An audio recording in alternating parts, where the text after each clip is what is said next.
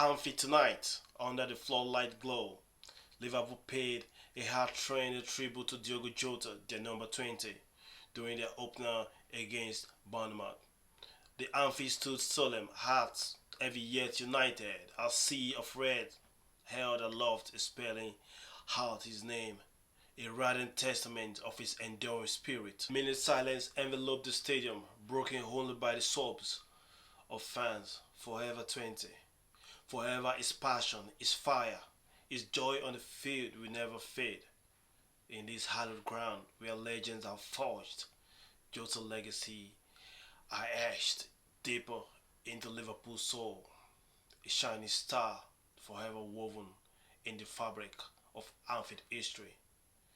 Good evening, welcome to my soccer channel, Soccer Sharafino. A sad day in Anfield it was, but a good result at the end. Diego Jota had his final lap of honor with the Anfield crowd. Rest in peace, brother. Rest in peace, Jota. Rest in peace, Andre. Livestock football. We all knew Liverpool were going to get the winning goal. We just knew they were going to get the winning goal, judging by the way they've been playing season in, season out. It's a good season hope now for the neutrals. That was a brilliant game of football. Bournemouth, they supposed my expectation. They were really into the game. They came back to Man. Wow, wow. You really had to prove to them that there's no racism in football. You racially abuse me, I come for you. And it came for them at Anfield. Two brilliant goals. We'll come to that in a moment. But let's just talk about the first, the VAR incidents. Just 30 minutes, man. Just 30 minutes. And no, we have to talk about VAR again. That was a red card to me. That was a red card. But the FA came around and no, there was this explanation that it was a possible goal or scoring opportunity, but it wasn't a goal scoring opportunity. That's why they had to waive that. They just had to come up with excuse to save one of their own. It had to be VAR. It had to be Anthony Taylor again. This same decision just next week or tomorrow, you might see another referee issuing his red card. Yeah, initially it was the knee to his hand, then there was this kind of where he was swiping his card, when he was using the contactless to pay his money at Tesco. So you just had to do like this. So to me, on a good day, that was right because that was an intention. He knew if he didn't do that, ATK will be through and goal. So many positives to take from the game, so many positives, especially Bournemouth. They've lost three key defenders. I think it was only Senesi that remained from the regular back four of last season. They've lost Hudson to Real Madrid. They've lost Zebani. They lost Kekes. The three defenders for like over 150 million pounds. That's good business for Bournemouth. So I would have expected them to struggle this season defensively. The whole game was just down for a Liverpool win. Everybody knew Liverpool was gonna win. So I was expecting something like 3-0. I expected them to run over Bournemouth, and you could see the first 10, 15, 20 minutes, they just wanted to get the goal before the 20 minutes mark, and they were really playing. But no, after the first 20 minutes, Liverpool just kind of accepted that, wow, we just have to revert to our normal game plan. We are not scoring early goal for Diego Jota. 1 month on for so long they were in the game. Something in us told us that Liverpool were just going to nick in that goal. They've always done that. How impressive was Salah? Well, he was very impressive. I'm kind of watching out for Salah this season. You know why? The likes of Rashford, the likes of Aubameyang, when they won their contract to be renewed, you see them scoring from all angles. Then after they use the contract, they just don't go back into their shells. Petrovic, another player that really did well. The 4 goal doesn't justify, his effort. Liverpool first goal was scored by Ekitike. Go on your debut. That was very nice. Yeah, averagely did well. His movement off and off on the ball is just too magnificent. Nice goal for Ekitike. Nice goal, brother. We hope to see more of you. Then Semenyo was claimed to be racially abused. You want to look at that clip again, and probably should be the other way around. You want to look, okay, who is the person being molested? you know, I don't want to say more than that. Just look at the footage.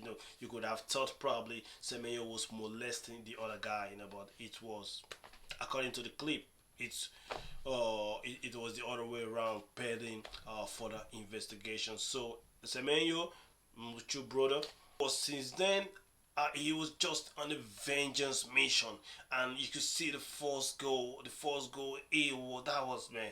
I will blame Van Dijk for the first goal.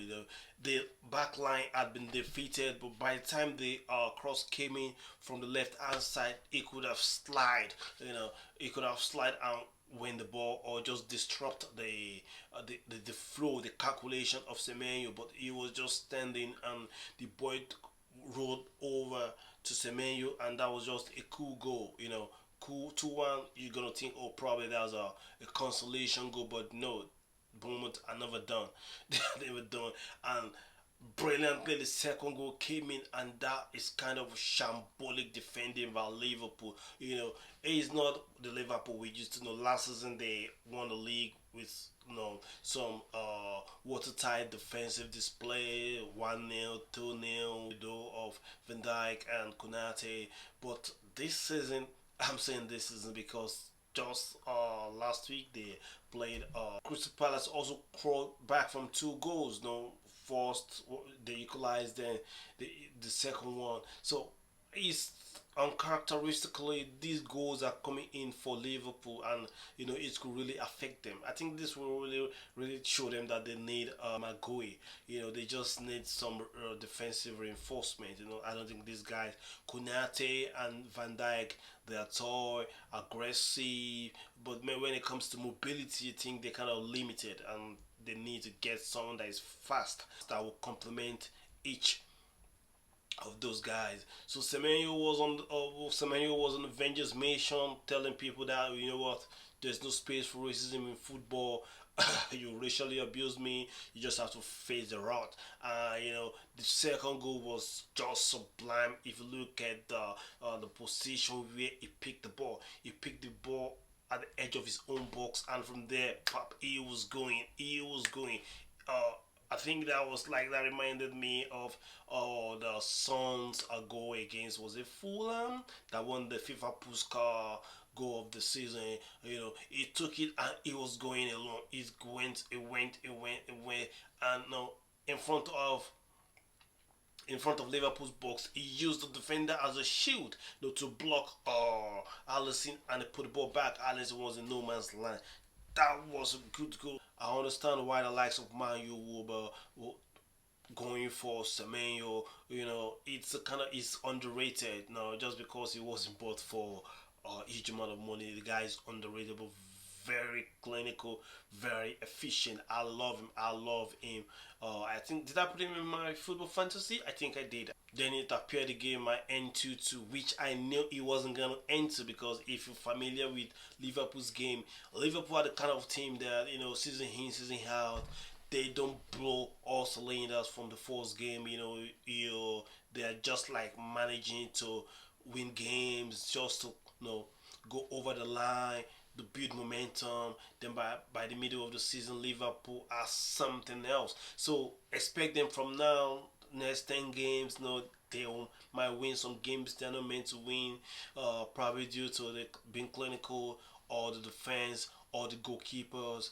But after like those games, you will see them. They become stronger. So traditionally, they don't start the season very well. So I'm not surprised with this as well. So, but man, Saturday didn't have to score a goal today, but he still did. And you know what? He equaled and the Coles 187 EPL goals. This guy is going. Is going. I don't think he can defeat. He can meet up with Alan Shearer, but at least he can get close to Hurricane. That is 10 goals for him in opening EPL games. He has that record. Like I said, everything was in writing for Liverpool to win this game conveniently, but no, football will always be football. Another person that really impressed me was Petrovic. Especially the first half, he was commanding his area, his box, the area duels, the save from Salah. It was even for the Chiesa goal. There was a last minute ball he saved that went back to the path of Chiesa before it was scored, and he really did well. I really didn't like the way Chelsea let him go, but man, it is what it is. We can't keep everybody happy, and if you believe you can't get a number one, just go ahead, go to wherever you think you can get a number one. I'm in support of that, especially judging by what he did last season for Strasbourg. Chiesa, a wonderful player, a wonderful quality player, but he always is always injured. So I think the injury has kind of really reduced his intensity, his overall football abilities, but he's still a quality player, and he showed with the way he scored that ball, man. He was almost running away from the ball. He saw it and he used the outside of his right foot to hit the ball, and that was a good goal, and that's one of the kind of goals that can bring back the Anfield crowd. And after he scored those goals, he was walking like a mafia. So congratulations Liverpool for winning 4-2. Tomorrow I hope Chelsea replicate that with Crystal Palace. So that's it today, guys. Gracias, Messi, obrigado, Kid Mil Forcha. Thanks a million points, guys. Saka Sharafino.